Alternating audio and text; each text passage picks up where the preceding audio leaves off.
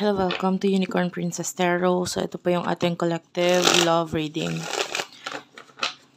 Kung napanood nyo po ito at parang hinihila kayo ng video na ito, maaaring ang reading na ito ay para sa inyo. Okay, let's start. This is for collectives. General love reading.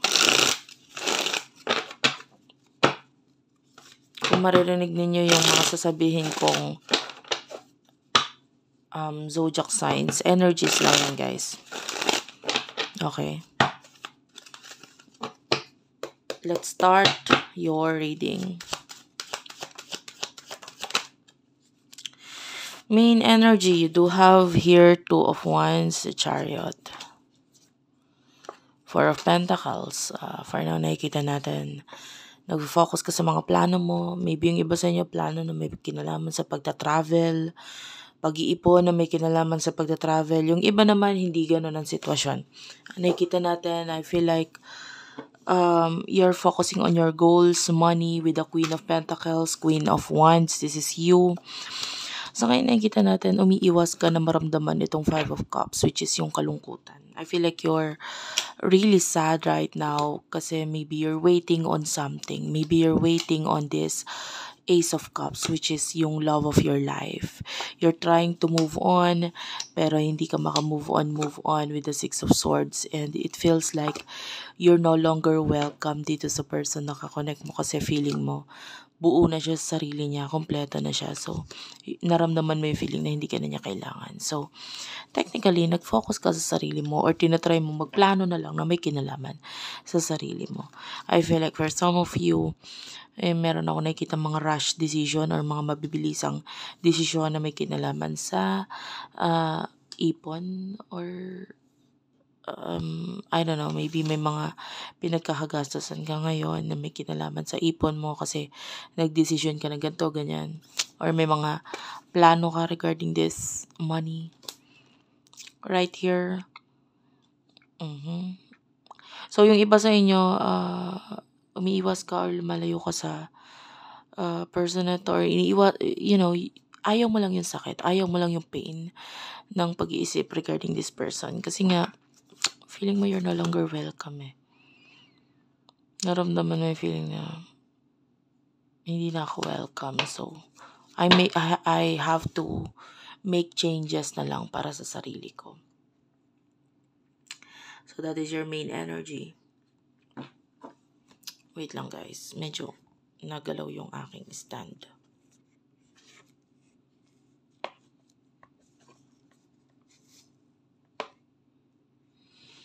Okay, who is this person that you're dealing with? For collectives, please. Person na kakonect mo.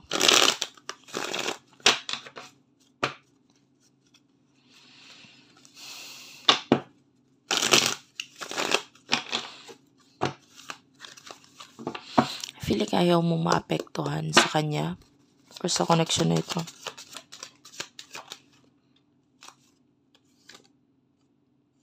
You do have the Death card. Yung moon gusto ring magpakita, so I'll take that. You do have the Hierophant. I don't know if you're dealing with two people. I can see two people dito sa connection. But anyway, maybe there's some kind of ending with the Death card because of the Page of Cups and the Page of Pentacles.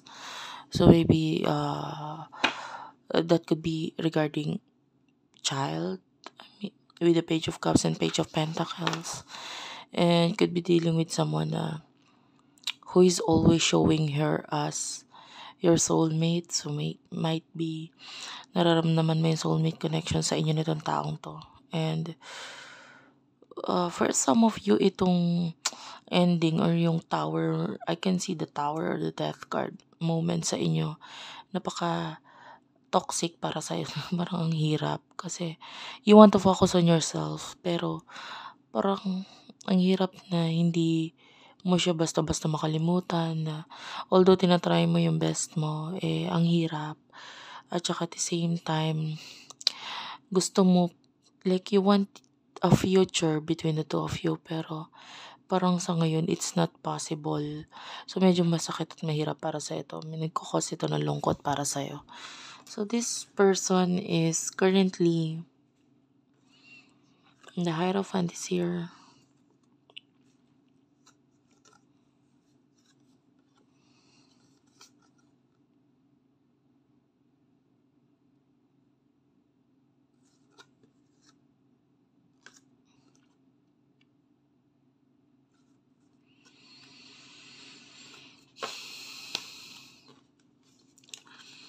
Okay, I feel like itong person na to currently is sa connection ninyo, medyo naka-move on na siya. I don't know, maybe,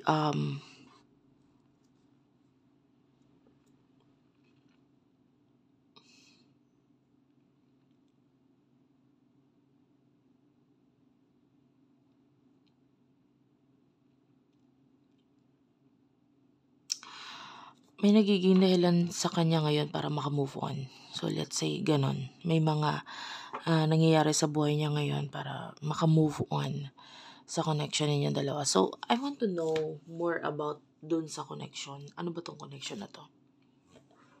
So, gagamit ako ng ibang card para malaman kung anong meron sa connection na ito. For our collectives, please.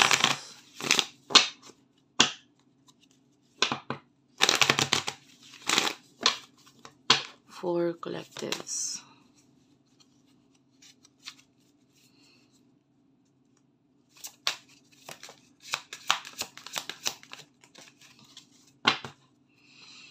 Reconciliation is at the bottom of the deck. So, possible na nagkakaroon ng reconciliation sa inyo nitong person na to. Or recently lang may reconciliation na nangyari. So, although nagkaroon ng ending, there's a reconciliation. And pwedeng this could be the one. This could be the one for you. This is like, yun nga, pwedeng may soulmate connection dito. But punong-puno ito ng deception or hindi pagiging honest sa connection na ito. With the pay attention to the red flags, I feel like there's a lot of material na bagay ngayon na nagiging dahilan kung bakit parang nagkakaroon ng pause or stop sa connection na ito. Like the red, diba, sa stoplight is like a sign for stop. So, nagkakaroon ng stop, full stop sa connection na ito because of mga material na bagay na nagbibigay ng or nakakakuha ng mga attention ninyo sa connection ninyo na ito. Like sa kanya-kanyang buhay ninyo. Maybe sa'yo, may mga nagdudulot para sa person na ito para to stop making actions. Tapos sa kanya naman, may nakikita ka rin like red signs para ikaw naman din ay mag-stop sa connection na ito. And you do have your passion, so both of you do love each other, but for now it's like you're in a stage wherein medyo mahirap. There's these red flags. Okay, so anyway, yung red flags dito is nagpapakita siya is mga dahilan kung bakit parang hindi ko to pwedeng gawin, hindi ko to pwedeng maramdaman, so ganun. Ano yung mga nasa isip at emotions mo towards your person?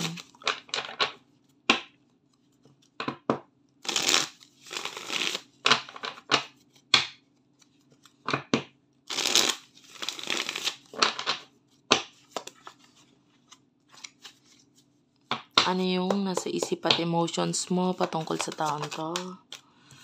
King of Pentacles, Ace of Cups, and the Page of Wands. Okay, Queen of Pentacles is at the bottom of the deck. You feel like this is the one for you, your Queen of Pentacles. So kung ikaw ang King of Pentacles, nakikita mo siya as your Queen of Pentacles. like magmamatch kami nitong taong to eh. You see this person as someone na kukumpleto sa'yo. You see this person na parang gusto mong bumuo ng future, like maybe gusto mong magkaroon ng kids or anak dito sa person na to. Or kung may mga children na maybe you feel like may pagkakasundo or pagkakaayos doon kasi we both match each other's energies. And yun nga, with the Ace of Cups, mahal mo yung person na to. With the Page of Wands, I feel like na i-open mo na sa kanya itong emotions mo. But, you know,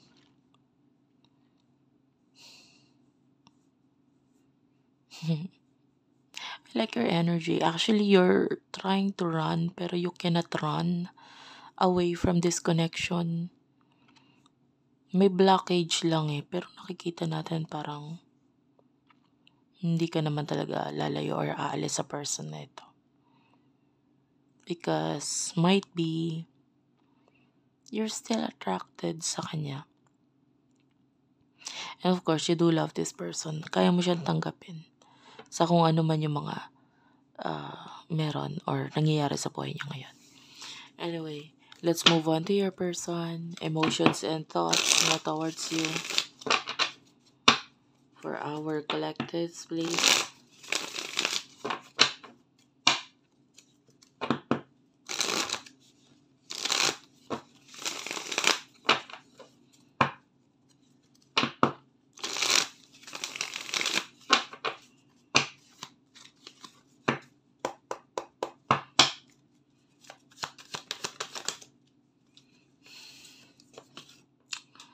Nine of Cups, Ten of Wands, and the Four of Cups.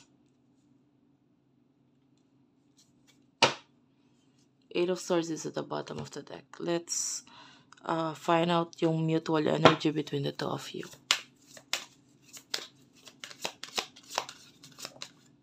Honeymoon is here. Healing family issues. And I feel like yung person na ito is there's a lot of love and passion sa'yo. Kaya lang nahirapan siya dun sa emotions na nararamdaman niya para sa'yo.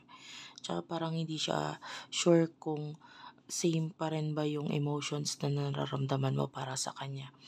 This person is thinking about you a lot and gusto niya makipag-reconcile pero it's like hindi niya alam kung may i-offer ka pa ba or like this person wants you to offer something pero hindi niya rin kasi alam kung this person wants you to offer something pero hindi niya alam kung anong gagawin niya kung just in case mag-offer ka ng ganun. Like maybe offer regarding relationship, commitment, love, partnership, anything. Hindi niya alam kung anong gagawin niya. This person, marami siyang responsibilidad. Sobra siyang nahihirapan ngayon. This person is currently stuck sa mga family issues dito. Yeah, naapektuhan siya eh. Sobrang naapektuhan siya. Kaya, but this person wants to give this relationship or connection a chance. Yung sabi natin na naka-move on na siya sa sitwasyon ninyo. Pero hindi ibig sabihin nun na nakalimutan niya yung emotions niya sa'yo because I can feel a lot of love. Maybe naka-move on lang siya na nagkaroon ng ending, na nagkaroon ng separation, na parang hindi na pwede, ganyan. Naka-move on na siya doon na maybe in the past sobrang hirap at sobrang sakit para sa kanya nun. Yun. Pero might be, especially kung medyo bata pa kayo nung nagkaroon ng pagkakahiwalay in the past. So parang naka-move on na siya dun. Pero yung love is still there with the Nine of Cups. Okay, so we do have your honeymoon. This is the emotions for each other. So there's a lot of sweetness between the two of you pagdating sa dreams.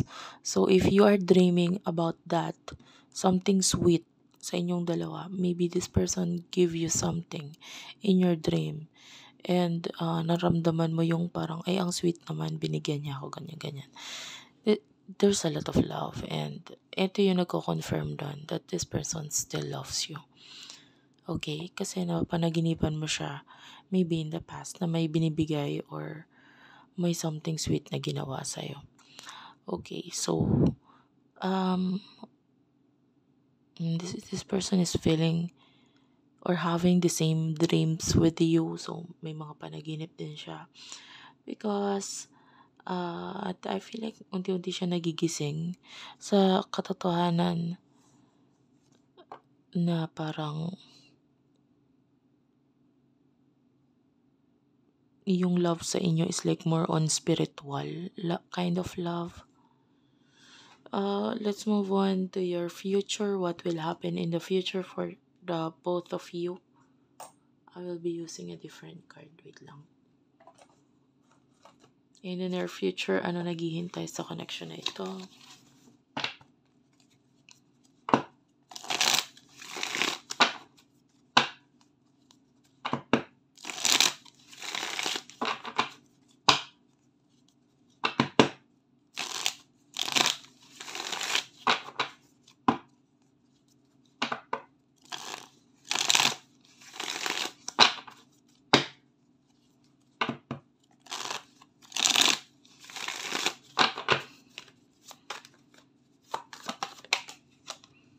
You are the High Priestess here. In the near future, you do have here the Tower. In the near future, Emperor is here. The Seven of Swords, the Page of Swords, and Justice card. Gusto ko i-clarify itong Page of Swords. The Empress is here. Eight of Wands. And then mutual energy. Reconciliation. So release your ex. I feel like I need to get one more card.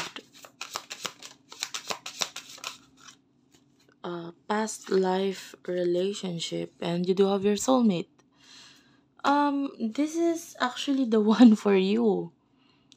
Siya yung para sa'yo. And might be in the near future you are going to release this person. You will try your best na kalimutan siya. Naiwasan siya. Na wag siyang i-message. Na wag bigyan ng ibig sabihin yung mga message or yung mga actions niya. This is you na pagdating sa soul connection ninyo with the High Priestess. You are a very spiritual person. You are someone na very intuitive. You are someone na malakas yung spiritual knowledge. But pagdating sa soulmate connection, parang ini-end mo na muna. Parang ayoko na muna dyan mag-focus. You are focusing on yourself. I feel like you do care about this person with the Emperor. Tapos, diba, at the bottom of the deck, nandito yung Emperor. So, it's like mapabaliktad yung sitwasyon kasi kung siya yung dating naka-move on na parang walang pakialam. This is you in the near future na ikaw naman yung nagiging ganun. And itong person na to with the Seven of Swords is someone na the Justice card is all about the truth here coming from this person. So, the Page of Swords, inaalam niya lang or aalamin niya lang na in the near future kung paano sasabihin sa'yo yung totoo. But the Seven of Swords, this is going to be loud. No? Yung person na to, kung ano yung mga nasa emotions niya, ay sasabihin niya na yun sa'yo. And I feel like,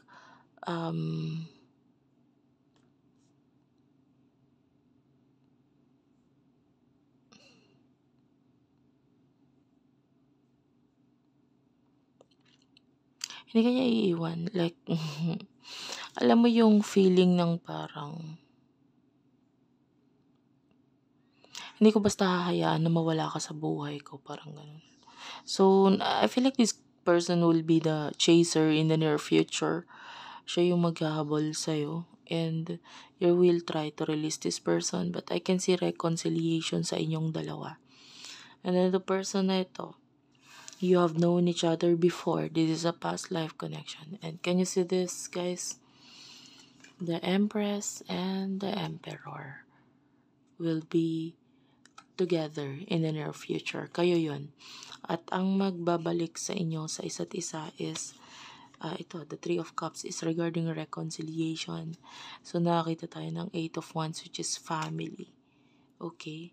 So, the moment na this is your soulmate, but the moment na you love yourself, mas minahal mo yung sarili mo, you would learn this true love because you have learned how to surrender, how to free yourself from expectations dito sa person na ito.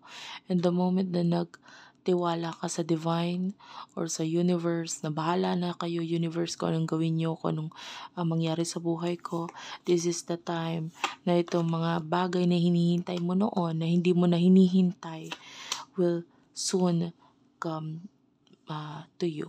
Like it will happen. Okay? Yeah. Thank you for watching, guys. I love you all, and bye-bye.